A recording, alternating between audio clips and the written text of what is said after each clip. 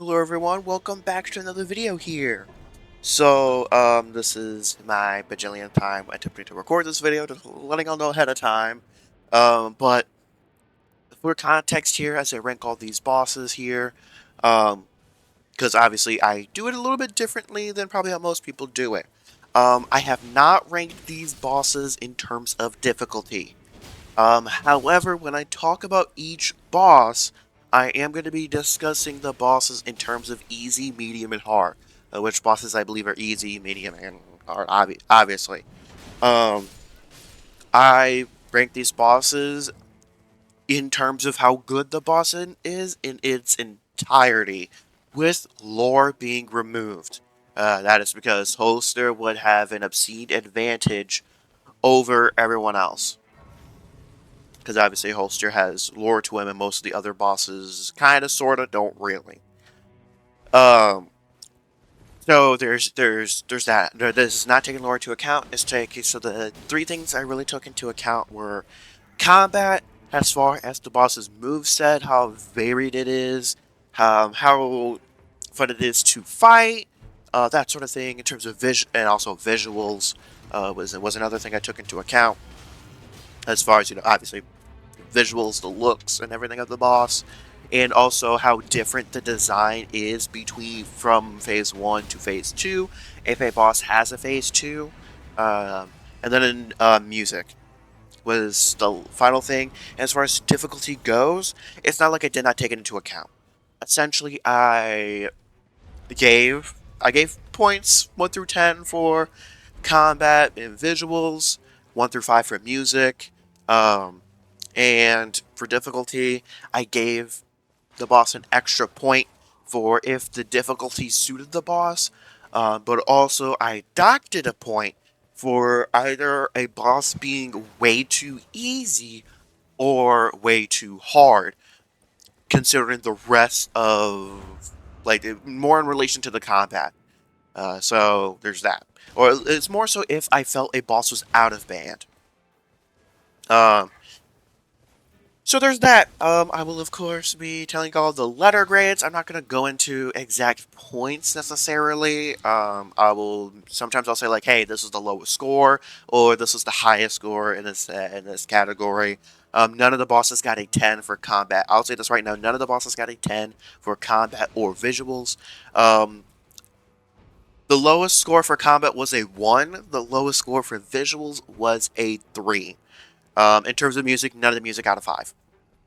In order for a boss's music to be a 5, I have to want to listen to it outside of the game. And that was not the case for a singular Nightlord. That being said, if you get a 4, that means that a boss has a music that perfectly suits that boss. None of the bosses got lower than a 2. Uh, yeah, none of the bosses got lower than a 2. So that's great, because certain bosses like Witches of Hemwick would have gotten a fucking 1. Um, Um, so there's all that. There's all that. Also, a little bit of a side note. After this ranking video is posted, I have an idea for a Nightreign video for a Nightreign bingo. Let me know if that's something y'all would like to see. It would likely be like a special stream or something like that. So y'all can play Nightreign bingo. Let me know if that's something y'all are interested in. I know I said I only would stream Nightreign once, but I had this bingo idea, and it applies most to this game. So maybe if y'all are interested in that, let me know. Also, I will be posting a video after, because I am going for all achievements on Nightreign. I'll be posting a video on getting all achievements. Not necessarily how to do it per se, more so tips, advice, and things that I think are problems with the achievements, and things that I think are done pretty well.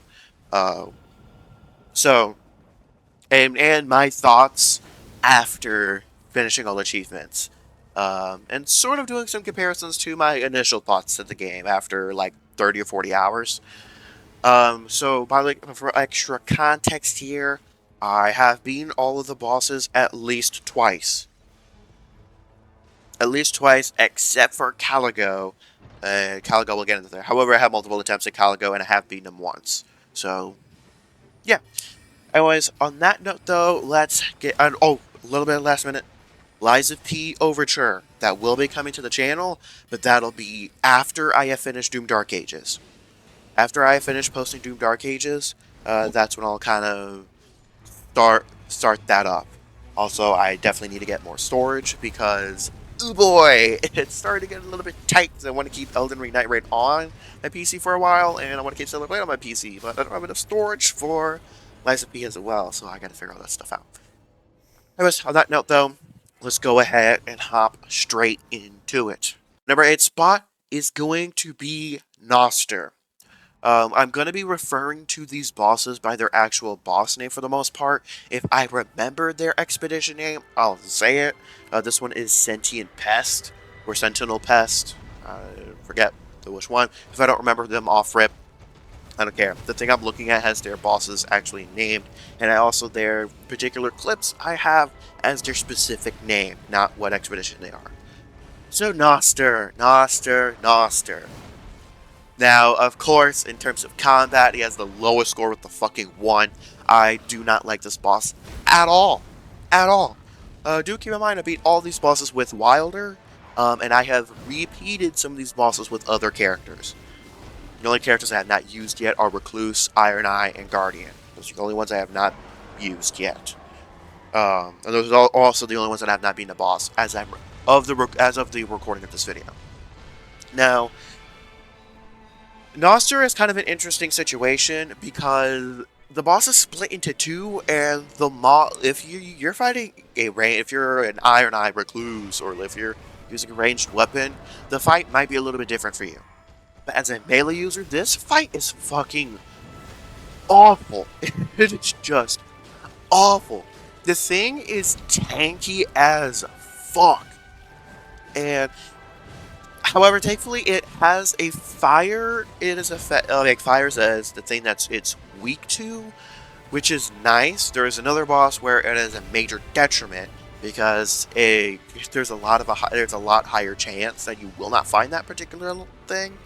But thankfully, fire is a little bit common. But if you don't have fire, holy shit, this fight lasts. First off, I'm just gonna say this right now: this fight lasts for way too long. In my opinion, it feels like this fight lasts for way too long. Way too long.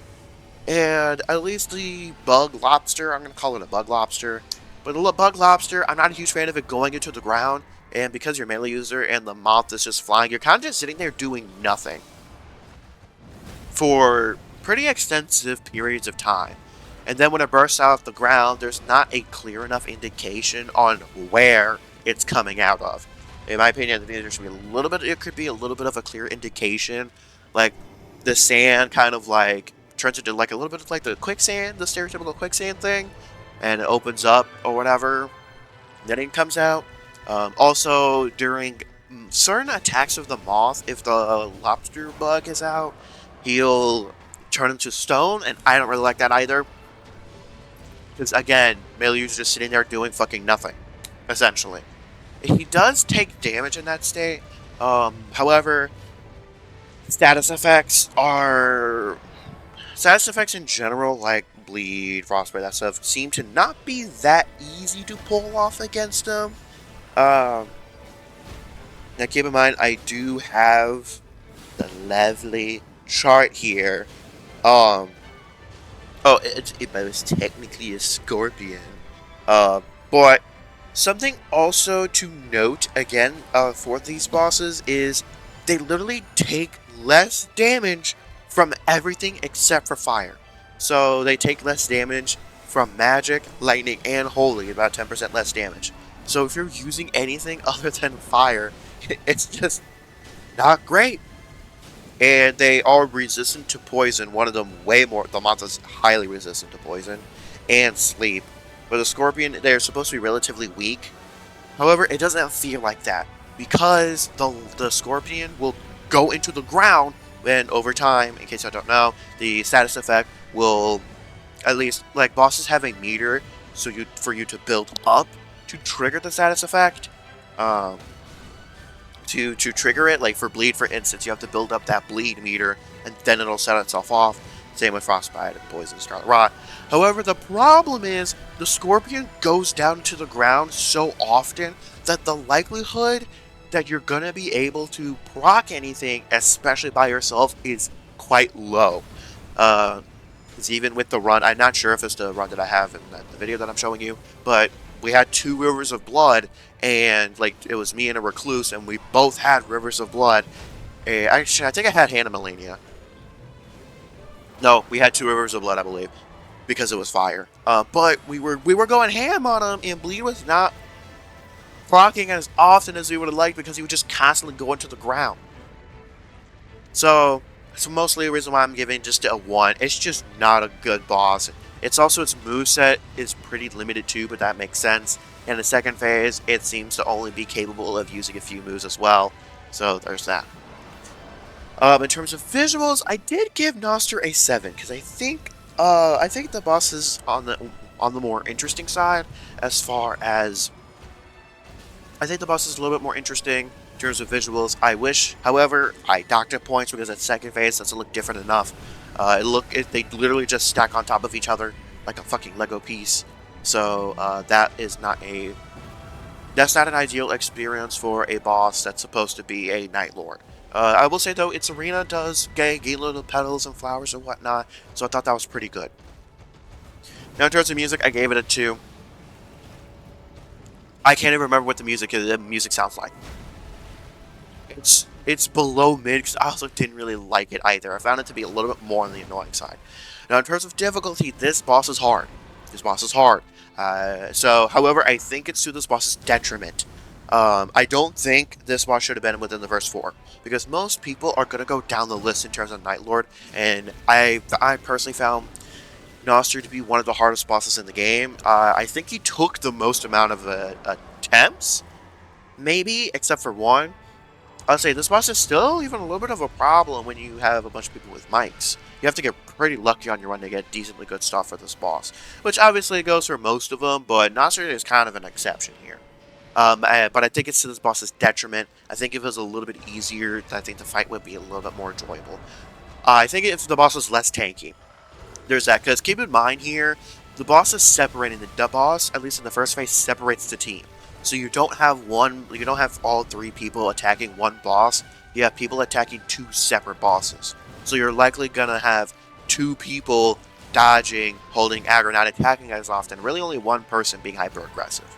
So yeah. Alright, that's gonna wrap up number 8. Now in terms of number 7, we have Adele, who's also known as the Gaping Jaw. This boss, in terms of combat, I wasn't necessarily a huge fan. It's a little bit difficult sometimes to see where his second phase attacks are going to land. Sometimes. Also, his hitbox for his grab seem a little weird. It seems a little weird in my opinion. Like I don't know if it's just me, but it feels like the hitbox starts pretty early. But yeah, just like the iframe through it, it's relatively fine. I thought this boss's moveset was very, very limited. It felt like a massive step down from the dragon boss fights of Elden Ring. And in terms of just gonna bleed over into visuals wasn't particularly great either. The second phase, I think you just have to iframe through it because it is extraordinarily difficult to tell where the hitbox for that giant AoE ends. I don't know if it covers the whole arena. There's no clear indication. And as far as, because like with Caligo, you have to hide behind something, I believe. In the spur of the moment, the likelihood that you're going to be near any kind of cover, if that is the case, is extraordinarily small. So you kind of just have to iframe through it. That is an massive issue that I have with the boss that we will discuss much later on as well. And they lost something big because of that. But I really didn't like this boss. I really didn't. In terms of music, I gave it a 2 as well. Compared to the Dragons of Elden Ring, this boss just doesn't hold a candle to any of them. And even for the one dragon boss fight in Dark Souls 3 mid-year, it just holds no candle. However, where The only reason it beat Noster was because of difficulty. The difficulty I thought was medium. I thought it was medium difficulty. This probably depends more so on experience, because I was playing with someone else that was playing an Iron Eye, but they were a little bit newer to Elden Ring. There is a pretty big issue as far as there is a massive gap between Gladius, also known as Tricephalos, and Adele. There's a massive difficulty spike. Massive. But not necessarily difficulty as far as the boss's more complicated moveset, difficulty as far as the amount of health and damage seems like, well, not necessarily damage. Damage doesn't necessarily skyrocket, but it feels like the health of bosses absolutely skyrocket. Absolutely skyrocket. And that early on, you don't have enough great relics to really be able to challenge them effectively. Um, that was probably done to make it more engaging for people with a lot of relics to go back on these bosses. But I definitely feel like they should have taken the fact that you're not going to have great relics until about Maris. So yeah, Adele, yeah, just not a great boss, but edges it out because I thought the difficulty suited the boss. So I mostly attribute Adele suiting the boss, but I think I have to say my reasons why. I have to say my reasons why I think the difficulty is medium. Why I think it's relatively okay. Mostly because I didn't have very many issues, but I think team comp here does matter. Because at least I beat this on Wilder, but I later beat it with Recluse, if I remember correctly. But Wilder's really solid for bigger bosses because AoE, and he does a decent amount of stance damage too. So that's great. So there's that. Now on to our number 6 spot. Number 6 here is going to be Maris. I don't remember this expedition's name. I have been this boss twice. Maris' combat is boring. Its biggest offense is that it's boring. However, I think a boring fight is better than being just awful. So that's why it's kind of like in the middle of the road. I just find the boss fight to be boring, mostly as a melee user. I did beat this boss with Revenant, and that was interesting because it had Lightning Spear, but had a bunch of buffs to buff that shit. But using like an incantation like Lightning Spear, it felt like I was missing a decent amount of the time. To be fair, I'm not used to using that sort of stuff, but Lightning Spear was pretty goated in my opinion. So that was a little bit interesting. But for melee users, the fight is just fucking awful. The fight is awful because it's a simulation of running around. However, the reason why it gets a little bit of positive here is its head is low enough, just often enough, to actually be relatively okay for melee users. To be relatively okay. But in terms of visuals, I thought it was mid as well. It just looks like if you remove the head of the Elden Beast, added some tentacles, and that was it. The arena also doesn't look that interesting either. It throws up little hands out of the ground. I feel like their range is a little far, but yeah, this fight is the definition of it's just mid, a little less than mid. It's the definition of boring, which makes sense because they pop up sleep, and I want to sleep through this fight. The music I just thought was also mid. It was also mid. It was like, well, it technically fits the Bible wanting to put me to sleep, but the boss already does that enough. In terms of difficulty, this boss is stupidly easy. However, I think that well, not stupidly easy, but it is easy. So I thought that was to the boss's benefit, because flying bosses should not be abysmally difficult. Because you're not just fighting the boss itself, you're also a lot of the times fighting the fucking camera. I'll say also the boss's moves are a little bit weird because I think it's supposed to simulate water, but it bounces, so it makes the attack a little bit weirder to dodge. There's Maris, number 6 spots. By the way, I forgot to mention, this boss got a D, the other two got an F. Next up, on the number 5 spot, with letter grade of a C, is Caligo, also known as the Fisher of Fog. Now, I know some of y'all might be like, why is this boss this low? This boss should not be this low on the list. But hold up, let me just get into it. In terms of combat, I thought the boss was alright. A little bit better than just being mid. My biggest issue is that I have a couple issues with this boss. One, the actual frostbite hitbox seems inconsistent. When he breathes down, there's no clear indication on where the effect ends. Because sometimes I've been in the visual of the fog, and it feels like I should have gotten hit when I didn't. But sometimes I feel the opposite. So I feel like that's just an issue of the fog effect itself. I just wish it had a little bit of a closer hitbox to the actual effect itself. Uh, Also, I feel like the boss's moveset is obscenely limited. It's likely due to, for the most part, most of my attempts with this boss have been 2 melee users and 1 ranged. For the most part, that's been the team comp, and that was the team comp that I beat this boss with.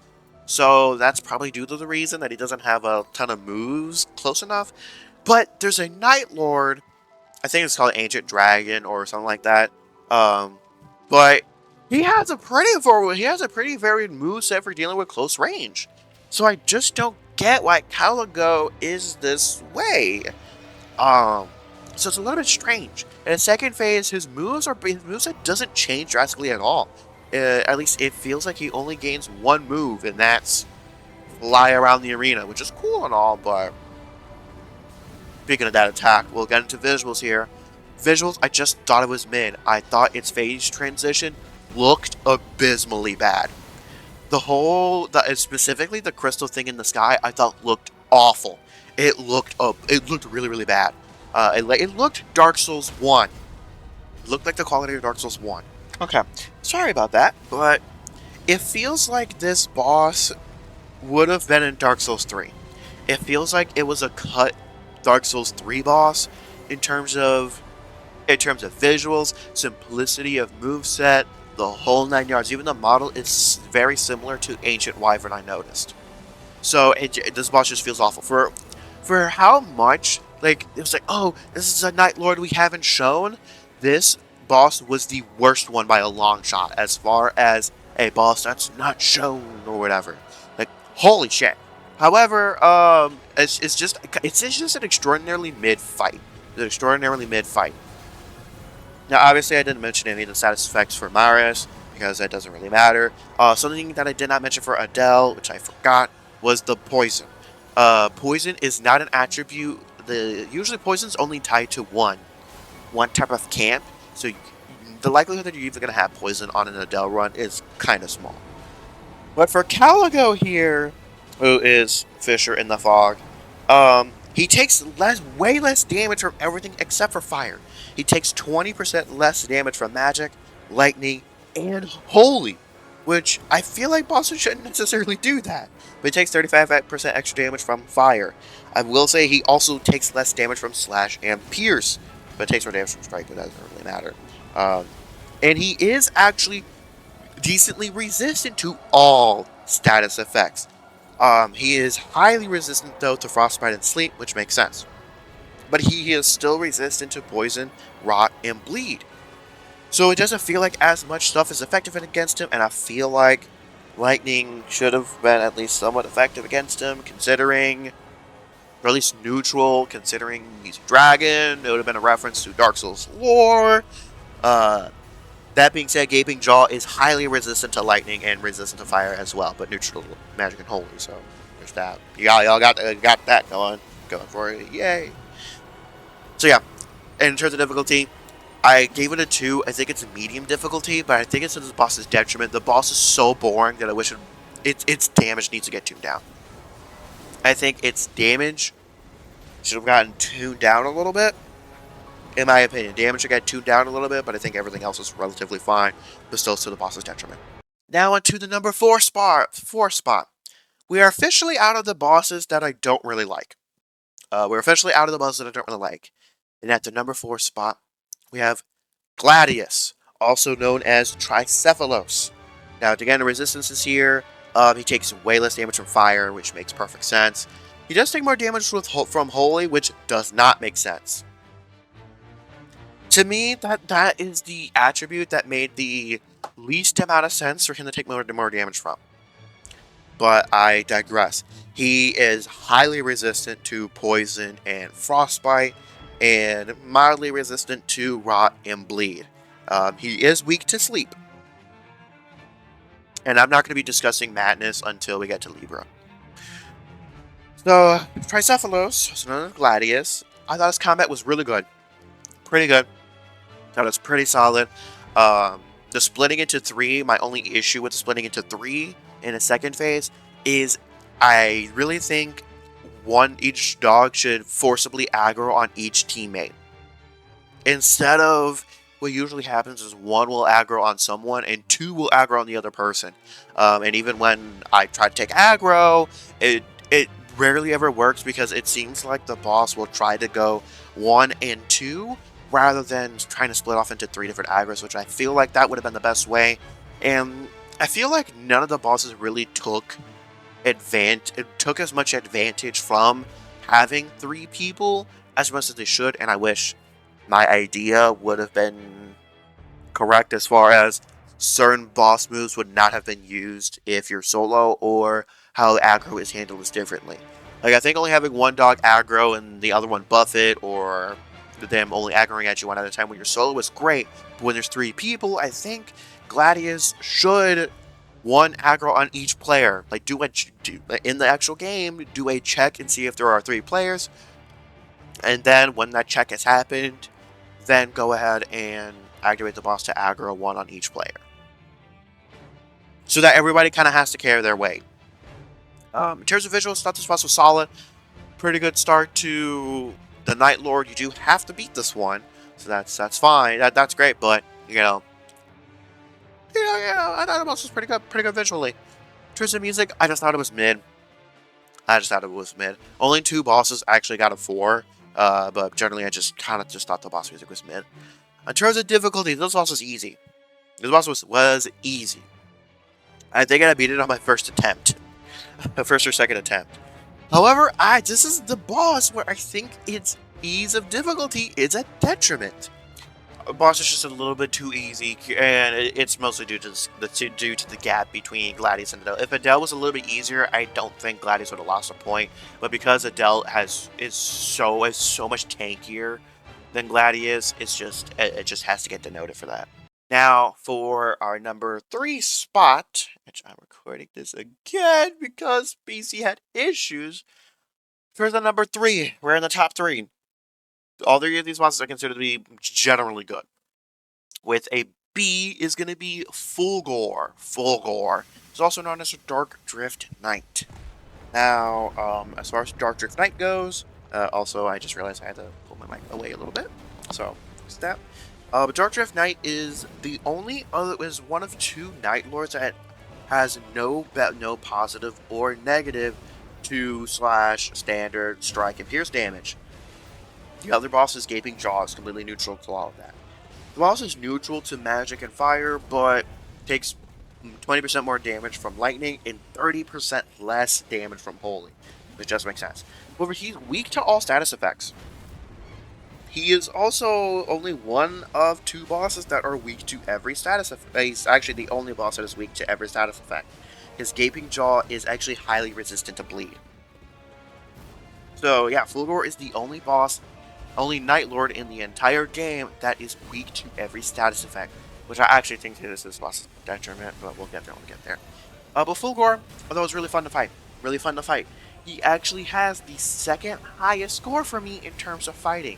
Not a ton of his moves feel none of his moves feel drastically unfair or wonky. His range feels like it's about. It feels like it's a lot of his hitboxes and stuff. Feels pretty tight. It feels like a tightly constructed boss, if that makes sense. Movesets is pretty varied, especially between Phase 1 and Phase 2. And we'll kind of bleed into visuals here. Thought his Phase 2 actually looked different, which is a major issue that I had with Nightreign as a whole. Is that all of its Nightlords, except for really 2 of them, have a drastic difference between Phase 1 and Phase 2. And really only one boss in one Nightlord has a drastic enough difference between Phase 1 and Phase 2. This whole arena shenanigans. But we'll get into that boss later. But Fulgor specifically, I thought extra arm bursting out really reminded me of Udex Gundyr. So I just thought that the boss was really solid, really good. In terms of music, though, I thought it was mid. Just thought it was mid. To really be a 4, not only does the boss's music have to match its boss, but the music also has to be like, oh, this is interesting. Oh, this is interesting. Like, I have to pay attention to it while I'm fighting the boss. If I'm not paying attention to the boss music, it's just not going to go 4, it's going to go 3. Now, in terms of difficulty, though, this is the other boss, along with Gladius, where I thought the boss was way too easy. I thought the boss was way too easy to the point of its detriment. I don't think its damage needs to be tuned at all. I think its health. I think it's not tanky enough. And I think the biggest reason why it feels like that is because it is weak to every status effect. It is weak to every status effect. And Bleed is very strong. And Frostbite is also quite strong as well. And at least the other boss that is weak to almost all status effects, it's resistant to bleed. So, yeah, the other boss that's kind of close is the Scorpion, but it's a little bit more resistance against poison. And then, the Scorpion for Noster kind of circumvents its weakness by going immune, basically, and going into the ground, turning into stone, so often that it doesn't really feel like you can trigger the status effect enough, unless you have multiple people doing it.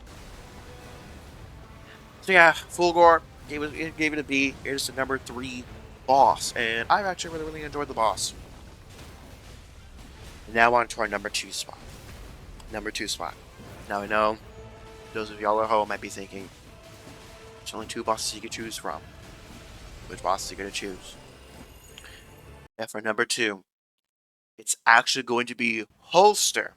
It's also known as Night Aspect. Holster is actually the number 2 boss. Ironically, in terms of combat, I got the same score as Gladius. He is not number 1 and not number 2 in terms of combat, mostly due to the wonkiness of the moves of his first phase and some of the goofiness in his second and pseudo third phase. First off, his opening attack feels like certain Elden Ring bosses that I really despise, that his attack will go slow, instant, slow, instant, slow, instant. Some of his attacks are like that, and I do not like the attacks that are like that. Once in a while, I think it's fine for like grabs or whatever, but it feels like it happens way too often with him. Also, he'll just teleport, which I feel like is not great for this game, because considering I don't think a single boss should ever teleport, because bosses in this game can swap aggro so fast without much of a tell that teleporting and just instantly getting a free hit feels extraordinarily cheap, in my opinion. And as far as the second phase goes, there's a particular attack where he slams his magic sword or whatever, but I think it's supposed to be a Holy Moonlight Sword or something like that, and smacks the fucking ground, and the problem is, you have to iframe through that. I thought it was similar to Rolana's move where you have to jump. Apparently not. It just, you have to kind of iframe through that. Then for pseudo third phase, you kind of just have to dodge roll and pray. There's not a clear indication on where the hitbox is, if it's just a giant AoE, or is it through particular lines in the ground. Just none of that. I will say, though, what's positive, though, is it moves to look pretty cool. And I will say this boss does something interesting. As far as the boss incentivizes you to either be one of 2 ways. Either be close range or long range. Do not be mid range. But it's kind of interesting because I sort of counteracts Iron Eyes to get no projectile drop off. In case you don't know, Iron Eyes deal less damage the further they are away. So they usually kind of have to hang around mid-range. And I feel like that's kind of interesting. Also, it can deal a different status effect depending on how many times it wants to activate that pseudo third phase. Like, so I've had Poison, I've had Madness, I've had Sleep, but I've also had like particular elements. Like, it seems like Holy was one of them, and Lightning was another one, so I thought that was quite interesting. Now, for Night Aspect, I'm not going to get into the actual weapon damage resistances. I'm going to get into the affinity types. He is one of the more interesting ones. For his first phase, he is weak to fire and holy, 20% fire, 35% holy. In his second phase, he's actually a little bit more resistant to Holy, with only taking 20% more damage, but he's weak to Lightning. But he's neutral to the other two. So that's interesting. However, this boss is completely immune to Poison, Bleed, and Frostbite, which I thought was kind of interesting. He is somewhat resistant to Rot, but kind of not really. And however, Sleep he is highly resistant to. Like y'all, like if you want to sleep this guy, you're really gonna have to work for it. Also, I personally don't think Sleep is that worth of a status effect to really even do anything with, because the second someone hits him, he's gonna wake the fuck up. So there's that. Now, however, it gained a lot of points of visuals. I thought this was the best boss in terms of visuals. It's only the boss I got a 9. The only boss I got higher than a 7. Um, the first phase, it feels like Gale in a way, but honestly, a worse Gale. Let's be real here. Because like what was kind of cool is his first phase looks a little bit grungy or whatever. Doesn't look quite that built. He has a pseudo second state in the first phase where he whips out his big boy sword, and when you get him low enough, the whole fucking arena changes. The whole arena changes was just cool. He cuts the fucking sky open, which was super cool as well. That like visually, this boss is absolutely phenomenal. Absolutely phenomenal. I think in terms of visuals, I think he's up there with some of the best in terms of strict visuals. I think he's really up there. Um,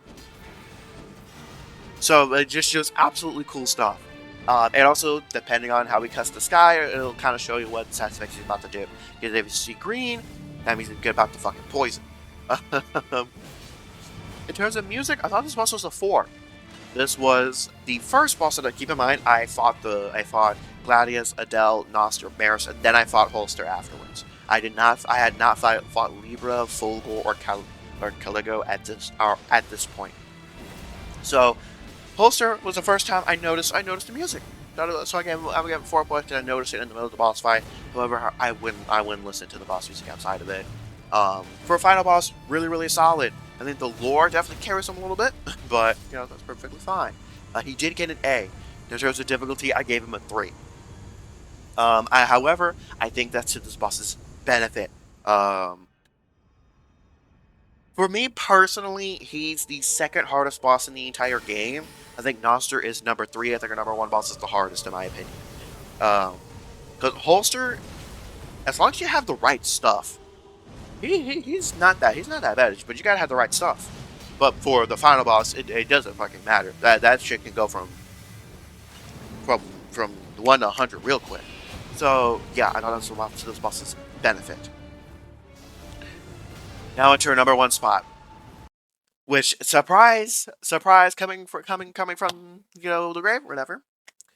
Our number 1 spot's gonna be Libra. Libra, I think, is the best boss in Elden Ring Nightreign. Now, before I get into my reasoning, because I know some of you might like, what the fuck are you doing? What the fuck are you doing? So Libra, also known as the Equilibrious Beast, or Equilibrious, or whatever. He's takes less damage from magic, but takes more damage from fire and holy, which is not mentioned. But yeah, he takes more damage from fire and holy.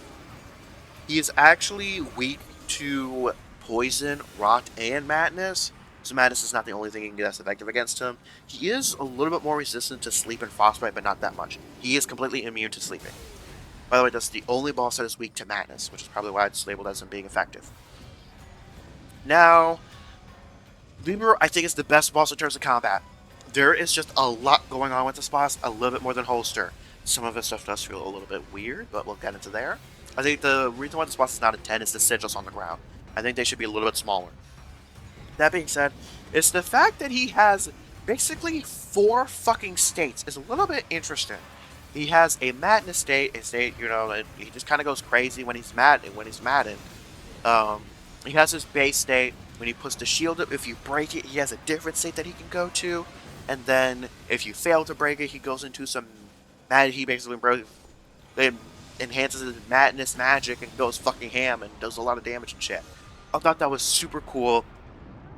The boss doesn't feel the same level of unfair as Holster does. Holster's biggest issue was the fact that some of his moves felt a little bullshit, and honestly, they felt Godric the Grafted, like pre-patch got to the graphic levels of unreactable. I'm being real. If I'm being real. In terms of visuals, he's the other boss that tied for number 2. Um, it's really because there's not an arena change. The arena change, the arena doesn't do really anything besides glow yellow. Also, I wish this effects included a little bit more orange and reds instead of just particularly yellow.